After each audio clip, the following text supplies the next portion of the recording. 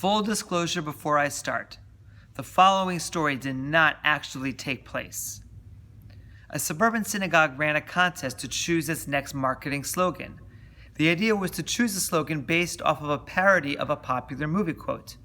Third place went to Goldberg, the synagogue ritual director who was in charge of handing out honors for the service, for her parody of The Godfather. "We'll offer you an honor you can't refuse." Second place went to Kaufman, a father in the Hebrew school, for his parody of A League of Their Own. "There's no crying in Hebrew school." But first place, that went to Cohen, the synagogue's resident JFK, just for Kiddush Jew, who never bothered to show up for the synagogue service, but made sure to make it for the Kiddush food afterward. He had an affection for Field of Dreams, hence his slogan, "If you feed them, they will come." Now, though this is a fictional story, I think that there is much to learn from in regards to what we are marketing here at HJC, especially in regards to that very first slogan. Cohen's insight, "If you feed them, they will come," is that food brings people, brings community together. Food is the means, the little details that do the big job of creating a community, of bringing a community together for the sake of becoming a holy community. That's why the name that we give to communal fellowship after religious services is Kiddush, from the word kadosh, meaning holy, distinct, special, and unique. For as much as Kiddush is about the food, it's not. It's about institutionalizing interaction as a critical tool for building meaningful relationships that are special, unique, distinct, and thereby holy. Because what we are marketing here at HJC is the value of being part of a holy community. Take a look at a copy of the HJC vision statement you received when you walked in today. Notice that the very first of the core values listed is that we are a Kehillah Kedoshah, a holy community in which each individual is infinitely valued. Now, I was not around for the conversation that went into wordsmithing that particular value, but when I hear that idea of each person being infinitely valued, it brings to mind a beautiful midrash about how God created human beings as if God was minting a coin, one side of which contained an image that was the exact same image that was on every other coin out there, whilst the other side contained an image that was completely different than any other image out there. The infinite value of our coin, so to speak, lies in this juxtaposition between uniquely different from everyone else versus being just like everyone else. That there's no one else out there in the world like us, and yet we are no better than anyone out there. I think our vision statement is implying that if we consider ourselves to be living within this juxtaposition of being uniquely different from everyone else, and also being just like everyone else, then we will yearn to live in a holy community, because a holy community is made up of people whose uniqueness gives them the chutzpah to teach, and whose likeness gives them the humility to learn. See, interaction, the give and take of teaching and learning, is the lifeblood of a holy community. When Kiddush works well, that's what we're doing, teaching and learning about ourselves in a casual, informal setting for the purpose of building meaningful relationships that are unique, distinctive, and thereby holy, that they are holy relationships. But the Kiddush Lounge is not the only place where this kind of holy interaction can take place. Because in addition to being social animals, we are meaning-making creatures as well. So yes, if you feed them, they will come. But feeding does not just have to mean filling their bellies. It can and should mean nourishing their minds and souls as well. Other than the Kiddush Lounge, there are many places in our community in which that kind of holy interaction goes on. But one of the unique spaces for our entire community to gather is right here in our sanctuary on Shabbat mornings, especially with our Torah discussion. Because it is here, during the Torah discussion, that we play around with ideas and questions that nourish us, plumbing their depths to find out what they mean and how they impact our lives. Instituted by Rabbi Kirshan many years ago as an innovation for the synagogue service, the Torah discussion begins with the rabbi coming down from the bima to engage the congregation in the process of discourse. When it works well, a generous, thought-provoking question elicits a diverse array of opinions from the congregation. The purpose of sharing these opinions isn't to convince one another, but rather to look at the question from all sides. Much like how the rabbis in the Talmud go back and forth with one another in a wholly interactive process of learning called shakla vitaria, which is Aramaic for give and take. In one moment, they're using their chutzpah to give a teaching, and in the next moment, they're accessing their humility in order to learn. The Torah discussion is thus a critical piece of building a participatory culture in which people are engaged as active participants in the process of cultivating a kehillah kedoshah, a holy community, through teaching and learning, through chutzpah and humility. A unique feature of the Torah discussion is the Torah teaser, an email that is sent out to a listserv of current members and former members who span the globe to tease the ideas to be discussed during the Torah discussion. This feature offers another similarity to the Shakla Vitaria of the Talmud, that just like the editor of the Talmud would take opinions and ideas and questions and thoughts from rabbis who span time and geography and put them on the same page of text, the Torah teaser allows me to grab opinions and thoughts and questions from members of our community and bring them into the shared space of the Torah discussion. Thus, time and geography do not have to be impediments to meaningful interaction. It's not quite like editing a conversation of scholars through the centuries, but I gotta admit, it's pretty cool nonetheless. Together, the Torah teaser and the Torah discussion do the job of creating a space for meaningful interactions in our community that nourish our minds and souls, in which we're plumbing the depths of key ideas to find out what they mean and how they impact our lives.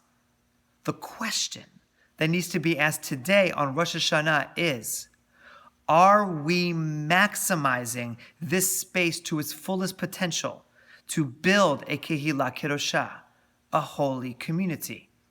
And truthfully, the only way for us to really see if we can maximize this opportunity is to try it together today. Take a look at the other side of the vision statement page we looked at earlier. For those of us here who are not on the listserv, this is an example of the Torah teaser that you'll receive once you sign up by following the instructions on the bottom of the page. Here is the gist of what it says and where I want to go with our discussion today.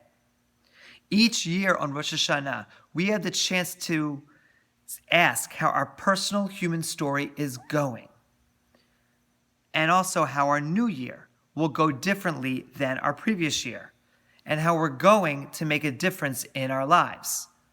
And today we're talking about the process of moving forward as a kehillah kedoshah, a holy community with chutzpah and humility. The idea of moving forward, is captured by the Hebrew term lalechet, which literally means to walk, because as they say, every journey begins with a single step.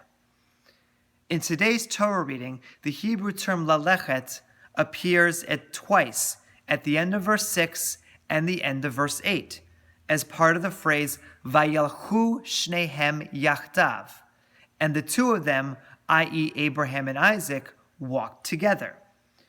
It's strange, though, that the same phrase would repeat so soon right after the other, which leads Rashi, the great 11th century commentator from France, to comment and pick up on this repetition and say that Isaac's understanding of what they were about to do and where they were going was different after verse 6 than it was after verse 8.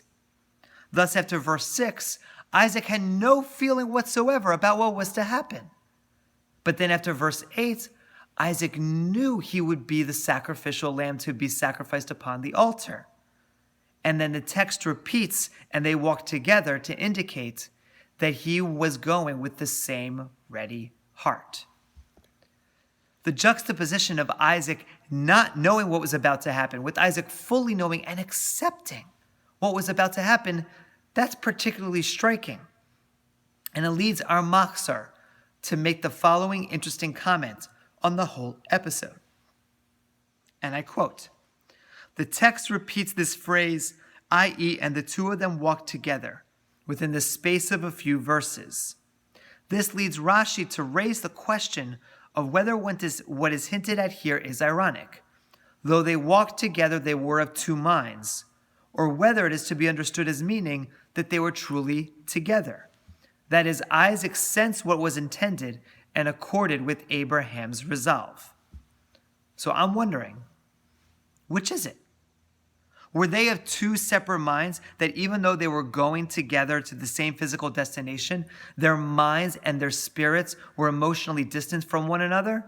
Not unlike when you're driving in the car with your family and everyone else is on their cell phone or listening to their own music. They're there in the car with you, but they're not really there, right? Or did they not only physically walk together, but they also moved forward emotionally and spiritually with one heart, ready to accept their fate as a collective unit? I'm also wondering how all of this plays into our conversation today about how we move forward as a Kehillah Kedoshah. Many of us are a part of individual arms and social groups within the synagogue called silos that house our primary experiences of what it means to be part of the synagogue community. This is natural because it's hard to exist within a multifaceted community without a silo of people we really want to spend time with. The positive side effect of being part of a vibrant silo is that through the lens of that silo, we feel connected to the larger community of HJC. But the negative side effect of that silo, vibrant or otherwise, is that when we're tasked with coming up with a marketing slogan to market our community, we tend to focus, like Goldberg, Kaufman, and Cohen did in our opening fictional story, on the particular sub-community that we are a part of. Which leads me to ask, when we walk together as an HJC community, like we are doing here today, are we emotionally and spiritually distant from one another? From each other's understanding of what a Kehillah Kedoshah, a holy community, should look like? Ultimately, though, what I'm wondering about after being inspired by today's Torah text is, what does walking forward as a Kehillah Kedoshah, as a holy community here at HJC, look like to you? And is it possible to walk together with one collective heart? So hopefully we'll have a conversation. And then after that conversation, I want to come back to talk about how this idea of lalechet is particularly striking in regards to how we should move forward together. And as such, I'm drawn to the phrase that appears in the lobby of our synagogue that says, Bin arenu uvizkenenu nelech. With our young and with our old, we shall move forward. Now, without meaning to be too reductive, although I'm about to be, I think we can often divide ourselves into those two different categories: old and young, elders and youth, experienced and novice. Perhaps we divide ourselves according to those categories based upon our age, our connection to Judaism and Jewish life, our affiliation with HJC in a particular synagogue community, or just with our knowledge, our expertise of something that we think could be worthwhile for the community. But regardless of whether or not we define ourselves as old or young, that the core idea behind our verse is that the challenge that we must face is to be able to move forward together with chutzpah and humility, with a sense of kiddushah, of holiness. But that journey is not easy, especially when there is conflict between the two groups on what that path of kiddushah forward looks like. That's where some of our traditional Torah commentators give us some insight based upon their reading of the phrase Vayachu shnehem yachtav, and the two of them walked together. Rabbi Samson Raphael Hirsch, the Malbim, and Radak all agreed that the first step in any kind of move forward is that the young should exercise their humility to follow the lead of the old. Hirsch sees this as an example for all time of how sons should relate to their fathers with respect and deference, ultimately leading to the ability to be able to walk together with one collective heart. The Malbim sees a little bit differently. He picks up on the fact that Isaac was not necessarily on the same page with Abraham during verse 16. According to the Malbim, Isaac thought that they were going to be sacrificing just any lamb. But even from the outset, Isaac and Abraham shared the same joy at being able to fulfill God's commandments. Then, when Isaac knew exactly what was about to happen, that he was going to be the sacrificial lamb, Isaac moved toward Abraham's sense of joy in the sense that they were going to be able to fulfill God's commandments. But regardless of either of those interpretations, the Radak, I think, kind of summarizes the basic idea, which is that Isaac accepted with love his fate to give over his body as a sacrifice to God, which means that though Isaac adapted to his new reality, it was not done out of anger or out of spite, but rather with love for his father and ultimately his love for God. Very often in our culture, we tend to favor the needs of the young and the new over the needs of the old and the established, however we define those categories. But the lesson from these classical commentators and from much of our tradition is that it is much more complicated than that. Yes, the young must take the first step toward the old, to appreciate the wisdom accumulated by institutions that have withstood the test of time, in order to understand how their longevity is a strength, not a weakness. But if you notice, these commentaries indicate that Isaac, the young one, fully accepted his fate out of love. He did not go kicking and screaming, fighting against something he thought was completely unfair. No. Isaac's chutzpah is his complete willingness to humble himself before Abraham and God, to choose to be vulnerable before them, really, to trust them. That feeling of trust is the essence of what Kiddusha, as a result of chutzpah and humility, that feeling of trust is the essence of what Kiddusha, of what holiness looks like. And why did Isaac trust them? Perhaps because he knew that not only would they cherish his vulnerability as if it was their own flesh, but that they would choose to be vulnerable with him as well. According to one ancient midrash, when Abraham lifted up the knife to sacrifice his son, tears streamed down his face and onto Isaac's face as a sign of compassion for his son. Lifting the knife with tears in his eyes was a sign of Abraham's humility, that he was moved by and cherished Isaac's vulnerability, and that in that moment, he was becoming vulnerable with Isaac as well.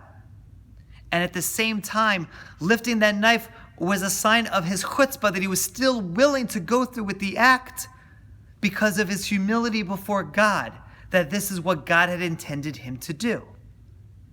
Until God, who can only respond to Isaac and Abraham out of love, told Abraham to put down the knife, because I did not tell you to sacrifice him, only to lift him up. To lift him up. To lift us up. That is what it looks like to be part of a Kehillah Kedoshah.